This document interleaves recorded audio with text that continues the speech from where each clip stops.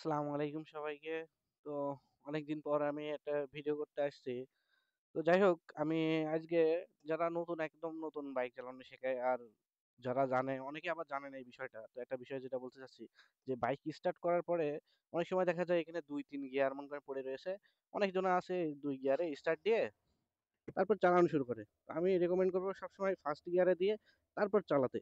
And first গিয়ারে দেওয়ার পরও ফার্স্ট গিয়ারে হয়তোবা ২-৩ হাজার আরপিএম কি আরো বেশি আরপিএম তুলবেন। তারপরে আস্তে আস্তে চালাতে থাকবেন, বেশি পুল করবেন না। প্রথমে যখন স্টার্ট করবেন মনে রাখবেন যে অনেকক্ষণ ধরে গাড়িটা পড়েছিল, তো আপনার ইঞ্জিন অয়েল গুলা নিচের দিকে অনেকটা পড়ে থাকে। তো এই জন্য বেশি পুল করবেন না।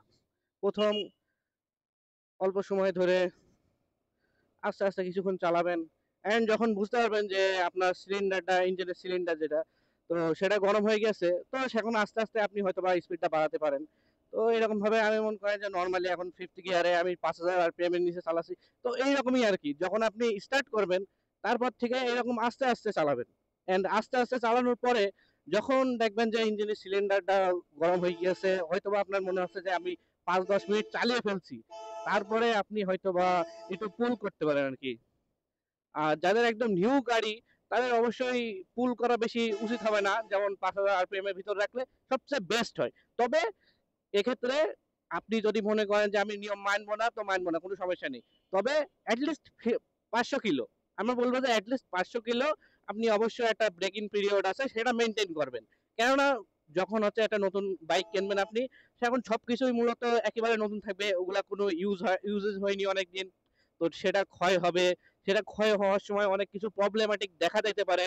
তো সেই ক্ষেত্রে অনেকে আছে যে ইঞ্জিন থেকে একটু নয়েজ বের হলে অথবা কোনো জায়গা থেকে কোনো কিছু হলে সাথে সাথে সার্ভিস সেন্টারে নিয়ে চলে যায় আর সেটা সলভ করার ট্রাই করে।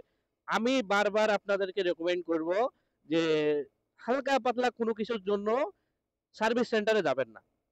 বিশেষ করে আপনারা এটা শুনতে পারেন যে আশপাশে যারা লোকাল গ্যারেজ রয়েছে তাদের কাছে শুনতে পারেন যে নতুন গাড়ির ক্ষেত্রে কিছু কিছু জিনিস হতেই পারে, এগুলো আর কি মেনে নিতে হবে। যেমন আমার বাইকের ক্ষেত্রে বলি, আমি প্রথমত আমি কিছু কিছু হয়তো বা প্রবলেম দেখতে পাচ্ছিলাম যে গিয়ার শিফটিংটা অনেক হার্ড ছিল, অ্যান্ড অন্যান্য জিনিসই অনেক হয়তো বা একটু প্রবলেমেটিক দেখা দিয়েছে। তো আমি আসলে কিন্তু সার্ভিস সেন্টারে ওইসব কিছু বলিও না, কিছু না, কেননা জানি যে আমি যদি বলি যে এই সমস্যা, তবে ওরা সমস্যাটা কি করবে, সমস্যাটা হয়তো বা বাড়িয়ে দিতে পারে, অথবা সে ইঞ্জিন খোলা শুরু করে দেবে, অথবা অন্যান্য নতুন একটা প্রবলেম ক্রিয়েট হতে পারে। তো সেটাকে বাইকটাকে অ্যাডজাস্ট হতে দেবেন। তো বাইকটা যখন অ্যাডজাস্ট হয়ে যাবে তারপরে আপনি মনে করেন যে ৫০০ কিলোর পর থেকে আপনি যত ইচ্ছা পুল করতে পারবেন, কোনো সমস্যা হবে না আশা করা যায়। তবে এক্ষেত্রে আপনার যদি খুব খুব শখের গাড়ি হয়, আপনি যদি সেরকম ভাবে টানাটানি এমনিতেও পছন্দ না করেন, আপনি ২,০০০-৩,০০০ কিলো এরকম ভাবে নর্মালি রাইড করবেন, দেন আপনি ইচ্ছা মতো চালাতে পারেন, কোনো সমস্যা হবে না আসলে। তো আমি মনে করেন যে কথা বলতে বলতে হয়তো বা অনেকক্ষণ হয়ে গিয়েছে, ৫-৭ মিনিট মতো। তো আমি একটু সামনে যাবো আর কি, এই জন্য আমার অনেক বেশি তাড়া রয়েছে। বেশি কথা না বাড়িয়ে আজকে ইনশাল্লাহ আপনাদেরকে কিছু একটা দেখানোর জন্যই আমি বের হইছি। দেখা যাক। এখন রাত বাজে ৭টা ১৭।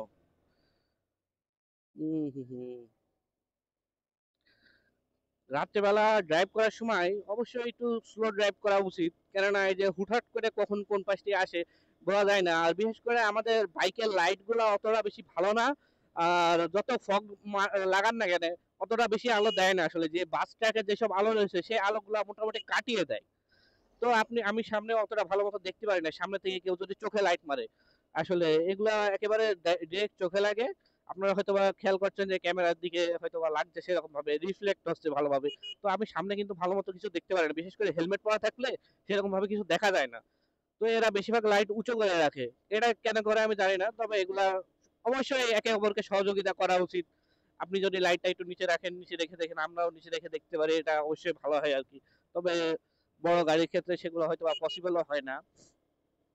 তো যাই হোক, যে বিষয়টা বলছিলাম, তো এখন মনে করেন যে ৫-৭ মিনিট হয়ে গেছে, তারপরে আমি হয়তো বা গাড়ি একটু পুল করব। অ্যান্ড এই সময়টা বাইকের যে ইঞ্জিন অয়েল গুলা থাকে সেগুলো আসলে মোটামুটি একটা ভালো একটা পর্যায়ে চলে আসে। এতক্ষণ অনেকক্ষণ পরে থাকলে যে পর্যায়ে থাকে, তো সেই পর্যায় থেকে একটু বেটার পর্যায়ে আছে। এই সময় আপনি টার্ন দিলেও ভালো পারফরমেন্স পাবেন, অ্যান্ড এর সাথে সাথে ইঞ্জিনটাও আপনার ভালো থাকবে আশা করা যায়। তো এটা ছিল একটা ছোটখাটো একটা টপিক।